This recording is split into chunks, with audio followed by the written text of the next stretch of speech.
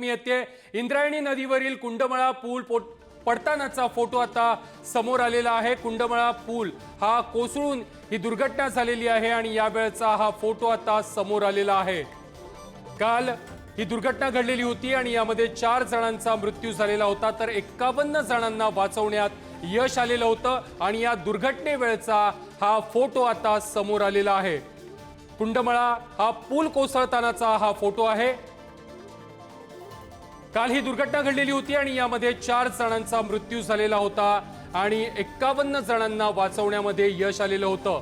या 51 जणांपैकी 47 जण हे जखमी झालेले होते, त्यापैकी 37 जणांवरती सध्या रुग्णालयामध्ये उपचार सुरू आहेत, तर 10 ते 11 जणांना उपचार करून सोडून देखील देण्यात आलेलं होतं आणि आता हा अपघातावेळचा, या दुर्घटनेवेळचा हा फोटो समोर आलेला आहे।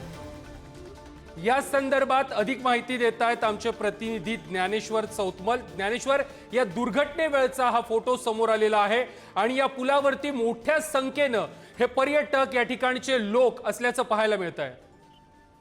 आपण या दृश्यांमधून बघू शकतो, अंदाज लावू शकतो की किती मोठ्या संख्येनं या पुलावर लोकांची गर्दी होती। अक्षरशः हा संपूर्ण जो पूल आहे तो लोकांच्या गर्दीनं खचाखच भरलेला आहे आणि हे जे फोटोमध्ये आपल्याला सगळं दिसतंय तो कशा पद्धतीनं पूल कोसळतोय त्याचा हा त्या क्षणाचा, पूल पडतानाचा मोबाईलमध्ये चित्रित झालेला फोटो आहे आणि अंदाज आपण लावू शकतो की किती लोक आहेत जे या सगळ्या दुर्घटनेत आतमध्ये त्या नदीच्या पात्रात पडले असावेत आणि पुढे वाहून गेले असावेत। आतापर्यंत मृतांचा आकडा जो समोर आलाय तो 4 आहे। सर्च ऑपरेशन जे आहे ते बचाव कार्य जे आहे ते सुरू आहे। अजूनही जे वेगवेगळे शक्यता व्यक्त केली जाते, वेगवेगळ्या लोकांकडून सांगितलं जाते त्या पद्धतीने लोकांचा शोध घेण्याचा प्रयत्न जो आहे तो या ठिकाणी सुरू आहे।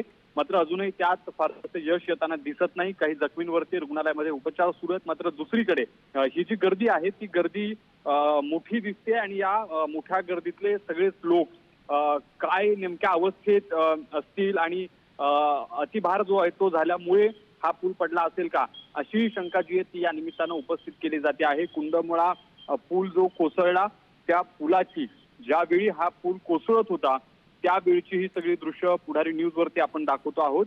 ज्या पुलावरती मोठ्या संख्येनं वर्षाविहार करण्यासाठी त्या भागात पर्यटनासाठी गेलेले जे लोक होते ते आपल्याला दृश्यांमध्ये बघायला मिळत आहेत। जवळपास अंदाजे 150-100 लोक हे असतील जे त्या पुलावरती त्या वेळेला चालताना आपल्याला दिसत आहेत।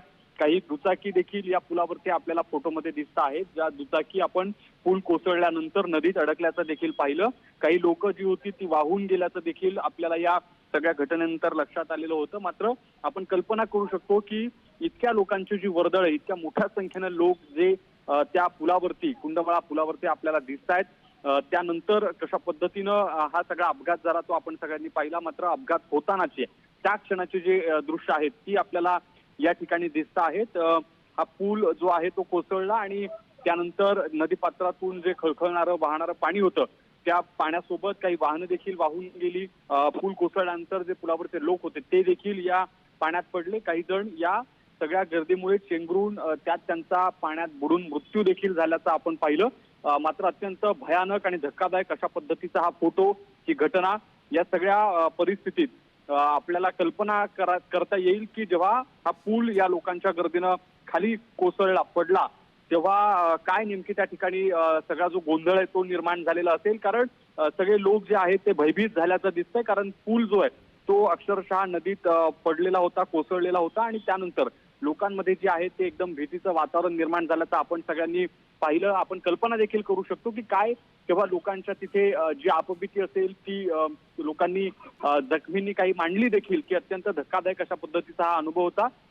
काळा दिवस खरं तर हा काल मानला जातो, कारण पर्यटनासाठी अत्यंत चर्चेत असलेलं हे ठिकाण आणि पर्यटनाच्या अशा ठिकाणी अशा पद्धतीनं दुर्घटना होणं, त्यातून काही कुटुंबातले जे सदस्य आहेत त्यांचा जीव जाणं, अनेक लोक जे ते जखमी होणं, हे खरं म्हणजे खूप दुर्दैवी आहे। मात्र योग्य काळजी घेतली गेली नाही, खबरदारी घेतली गेली नाही प्रशासनाकडून आणि त्यानंतर अशा पद्धतीची दुर्घटना घडली। एक महत्वाची गोष्ट नमूद केली पाहिजे ती अशी की पुढारी न्यूजनं, पुढारी समूहानं याबद्दलचं वृत्त देखील काही दिवसांपूर्वी आपल्या वर्तमानपत्रामध्ये छापलेलं होतं।